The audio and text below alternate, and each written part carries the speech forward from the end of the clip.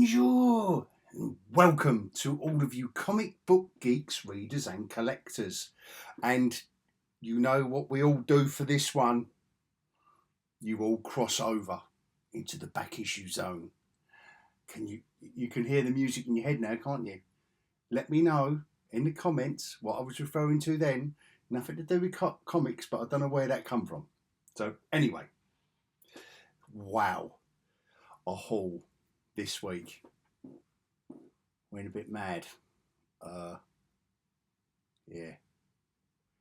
went a bit mad. I'm so glad that the wife doesn't watch these videos, because if she did a little count up of what I've done this week. But all the bills have been paid. That's one thing I will say. All the bills have been paid. The mortgage is paid. We put petrol in the car. So all is well. Should we get on with it?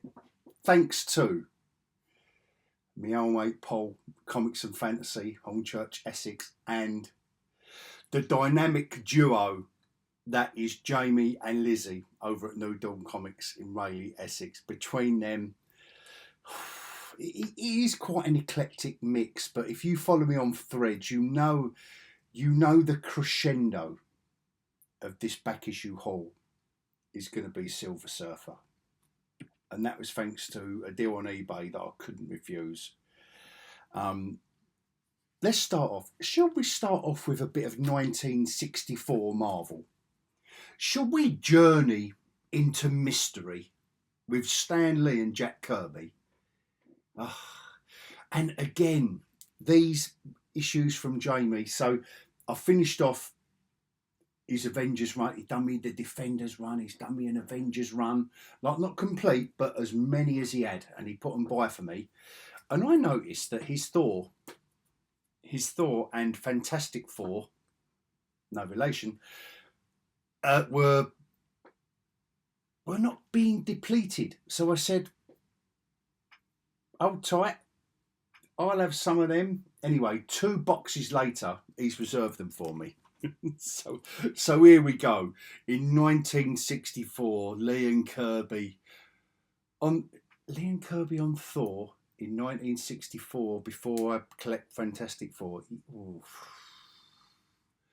It's a verily thou dost jest, because I'm well into this mid-60s Stan Lee.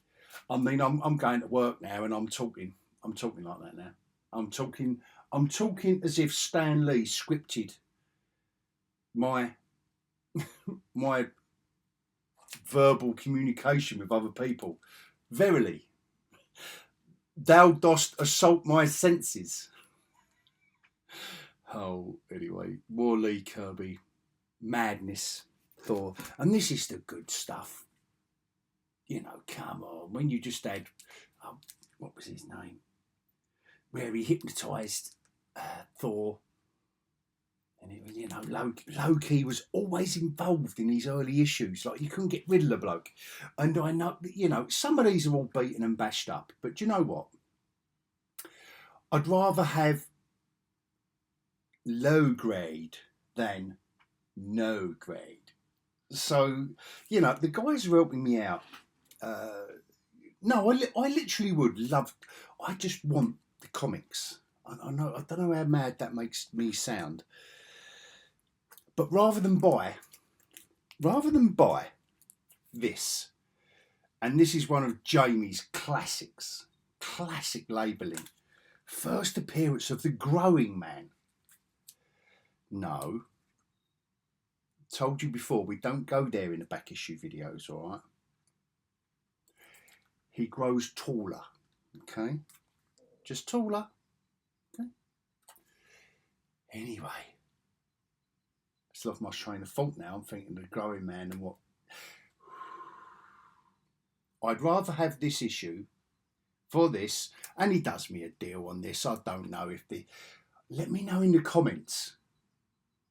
Let me know in the comments if I've paid over the odds for this. He does do me a deal, but yeah, tell me, gang. Come on, say no, Hog. No, You should have been paying. But he does do me a deal. I am only joking. He always does me a deal. So thank you for that, Jamie. You know I love you to bits.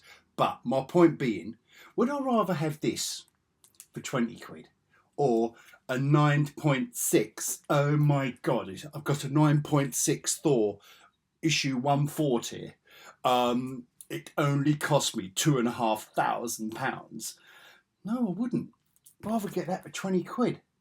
Bit yellow. Bit, look at the spine is all bashed.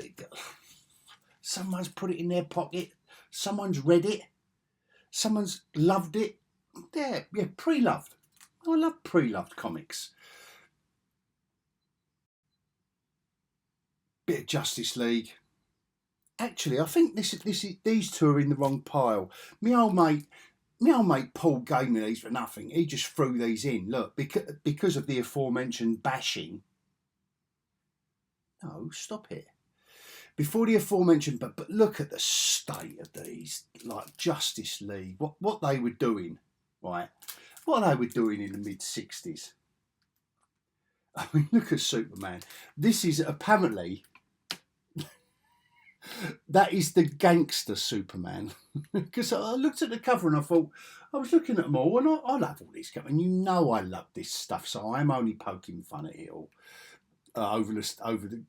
due to the mist of time. But look at gangster Superman. He's all blonde and you know, you can get Ray Winston to play him with a blonde wig.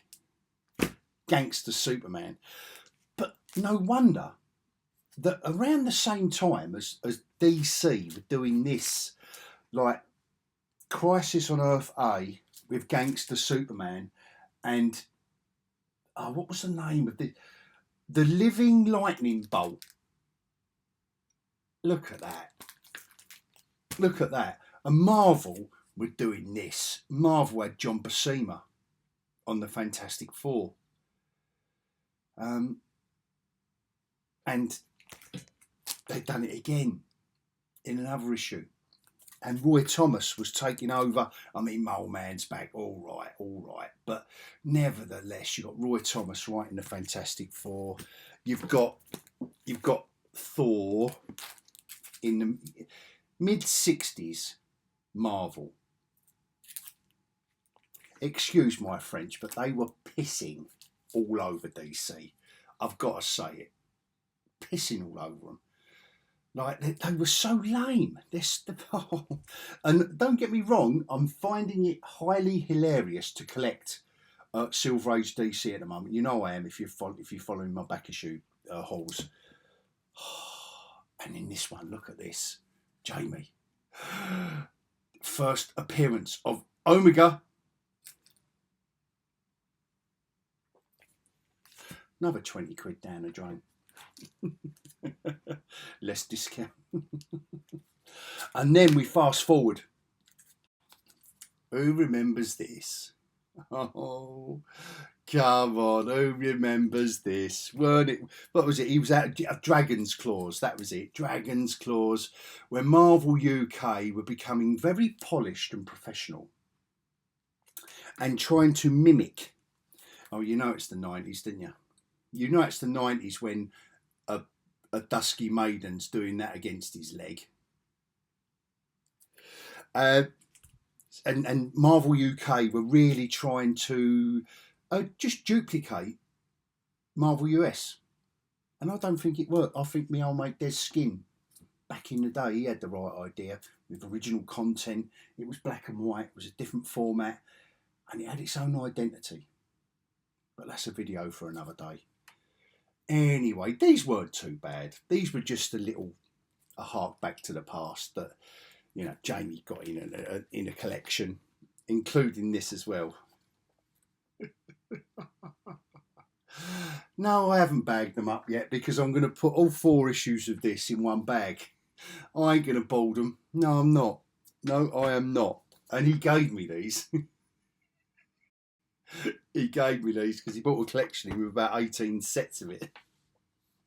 Some speculator thought that Exterminators was going to be the next big thing.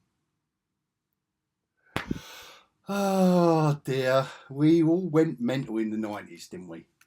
Did we not go mental in the 90s? And then, because I had a 2000 AD wallet, Lizzie jumped on me and said, I've got a comic in a 70p bin for you. And here we go. I had all of these back in the day, but you know the story by now. If you don't, and you're only here for the first time, you're just going to have to cycle through the playlists of my back issue hauls. And it is playlisted all over there. There's a link. There's a link somewhere. You know what they do when they're professional? They go, eesh. There's my link. And they go, eesh, subscribe. And a little thing comes up. I don't know how to do it. So you're just going to have to take my word. Just go to the playlist. Just dedicate a minute. It won't take you longer than a minute to get to my playlists on my channel and have a look at the back issue hauls and the story I've told about buying shops and putting my own collection in, and now I'm buying certain comics back. Oh, I'm boring myself now. Anyway, Bolland cover, coloured Escara strontium dog. Just, oh, Dion Quinch, Alan Moore, Alan Davis. Yes, 70p. Jamie was going to let me have it for nothing, and I said no. I'll give you. What I did actually say to him was, I'll give you 70p for that, but I'm taking them for nothing. And I snatched him out of his head.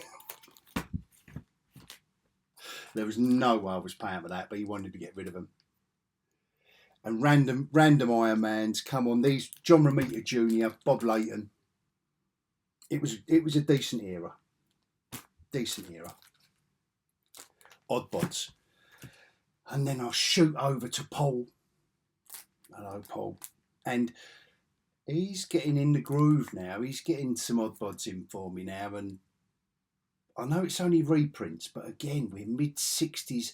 Look at what they're reprinting in mid-60s Marvel. You know, these are already becoming classics. Lee, Kirby, Ditko, they're already becoming classics. You know, no wonder it took DC a long, long time to catch up. But they caught up with the help of Neil Adams. Look at that lovely Neil Adams cover. And I know these are all oddbods, but look. Yeah, still lame. Still lame as anything. I mean, Gil Kane on Green Lantern.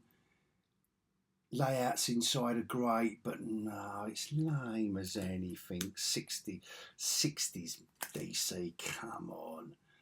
Oh my God, Metal Man, look at the state of that.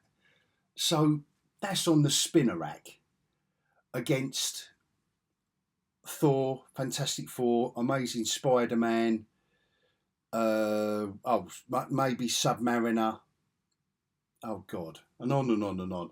And you prefer to pick up Metal Men? Methinks you was the one that get bullied at school.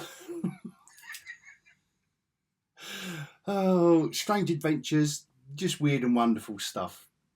Nothing, like I say, nothing to write home about. So, yeah, is that enough DC? Yeah, that's well enough DC. That's done now. That is my contribution to the world of collecting of DC. That's enough. Like, you can only do a little bit at a time because it's so lame. Anyway, never seen that one before. Not the greatest cover, and not the greatest amount of money. Just filling in holes now. Look, Daredevil. This was talking about lame DC. This was a really lame era of Daredevil. This period. I don't know who it was between, but yeah, I think it was before. Was it before or after? Let me know in the comments. Was it before or after the Black Widow issues where it would say Daredevil and Black Widow? Because yeah, but just filling in the gaps. Paul helped me out. And then I won't show you them all. But look, just the whole bundle of that,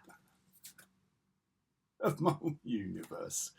And it's only of note because of the artists that do the character descriptions. You know, there's a lot of John Byrne in issue 1, just illustrating you know, obviously it's just, I mean, who is Arnim Zola, a biochemist with his head in his chest? Oh wow, why did I flick open that? One-time alloy of Red Skull. His base of operation is in Weisshorn Mountain, Switzerland. First appearance in Captain America 208. Wraparound cover. So, yeah, Paul just kind of threw them at me. So thanks, Paul. I will bag them. Probably won't board them because they don't deserve it, do they? Come on, you're not going to preserve those comics for all eternity. So, yeah, my two favourite comic book shops in Essex, me locals, you know that by now, guys. So via eBay, there was an offer I could not refuse. And the star of the show, oh, and I know it's faded and I know it's beat, but I've got 18 issues in one go. And Buscema, yeah, there are some nice, mostly they're, I wouldn't, beaten up is a bit strong, but you know, the wear and tear of the age of a 50-odd-year-old comic, 1968 we're talking about. And I grew up reading the black and white reprints of this in Marvel UK. When I was a kid, I never thought I'd own all this stuff. Now I've got an opportunity to do it. I'm loving it. Absolutely loving it. Good old Mephisto. It's only John Buscema could do it. It's a John Buscema creation. Look at that. This was beautiful stuff. Thor appears in issue 4. You see the theme. I mean, I write all this down. I script this. It takes me hours to script these videos. So Thor in issue 4 after Fantastic Four. Oh, no. Anyway, these double size issues, and John, I think this was some of John Buscema's finest. He did get a little bit, and don't forget, he was working with Stan Lee, but basically Stan Lee would have given him 2 sentences. Oh, he fights this character in issue 6, and Buscema would take mental notes and go off and draw the issue.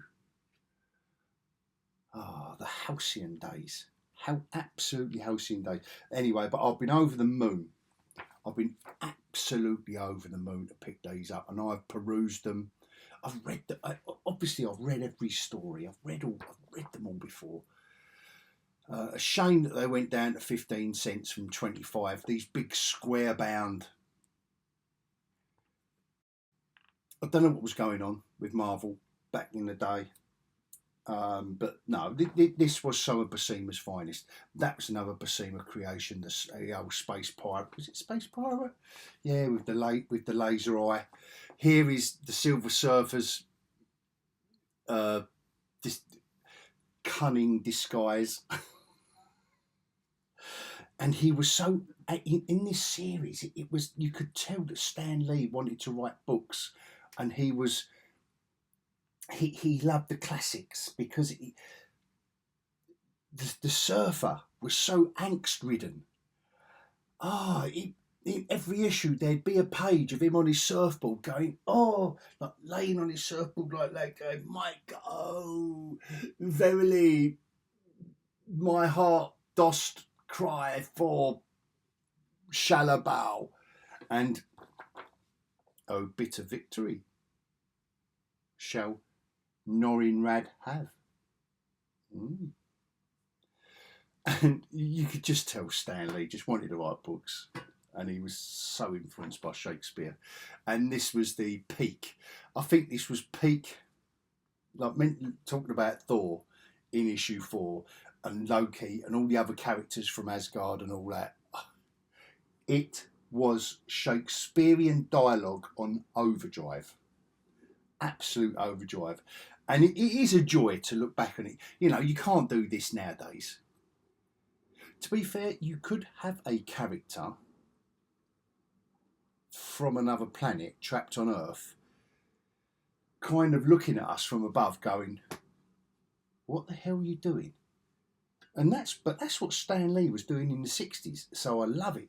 I love Stan Lee for that. I put a few panels and pages on Threads where it just looks like he was looking into the future and going, look humans, look what you're going to do. Sales were waning, so dropped Spider-Man in. This was a little bit of a controversial issue, just for you Marvel aficionados out there that may be interested, that John Romita Jr. claims, right, so Dan Adkins is the inker on this, but there are people that say that John Romita, sorry, did I say junior just then? John Romita Senior, sorry, if I did say junior earlier on, I do apologise, that John Romita actually came in on this issue and touched up Spider-Man. Oh, misses. That's a conversation for another day. If you want to get into it, let me know in the comments if you've ever heard that rumour. And in How to Draw Comics the Marvel Way, I think he's got a page out of this issue on how to draw Spider-Man. But that would be John Buscema. Controversy. Marvel controversy. Might as well throw the Human Torch in there, you know. In these stories, it would always be a misunderstanding, wouldn't it? Between heroes, superheroes, misunderstanding. No misunderstanding here with Mephisto. And you can tell the last two issues that John Buscema did of the Silver Surfer, these two issues, you can tell that Buscema loved Mephisto. He was a bit more energised with these stories. I think Stan Lee was coming to an end really with it all. It had run its course. And then the final issue was Jack Kirby. And it was so, and listen, I know he was the creator, not co-creator of Silver Surfer, the creator, okay? As much as Stan Lee might say, oh yeah, I wrote a story. No. I'm not having it. Jack Kirby creation, Silver Surfer. But by the last issue, it's really jarring having Kirby back. And guys, you know how much I love Kirby. You must know if you follow me on Threads. If you don't follow me on Threads and watch every single one of my YouTube channels, well then that's down to you. But you know how much I love Kirby. I know how much I venerate the man. Amongst others, I'm not saying he's the be all and end all, but having him back on this issue, it was really weird because it's jarring. Because I love John Buscema's Surfer. There's something about the sleek, slick Surfer, the angst-ridden, who would lay on his surfboard and I'm still longing for Shalabao. Woe is me with Stan Lee's like Shakespearean turn. Anyway, lots to love. For me, I was over the moon. Over the moon. And by the way, if I am waiting for the appropriately sized Mylars to house these. They were bagged and bought nicely packaged, got no complaints. Got a lovely deal, nice little bargain based on the... I'd rather have all 18 in this condition than, you know, just keep them pay a squillion for each, you know, for the issue 4, a squillion. What's the other one? The Spider-Man one isn't exactly a squillion, but there's 3 or 4 squillion pound issues here. And now I've got the whole lot, ain't I? So I'm happy with that. And I hope you're happy with that video. I know it's a little personal journey, it's a little bit self-indulgent, but I do hope I can give you a little bit of entertainment in the meanwhile. If you followed me this far, thank you so much. And I know if you have, most of you are going to be my sexy, sexy subscribers, and you know I love you so much. If you're not and you followed me this far, just join the club, okay? On that note, I'm going to bid you all adios.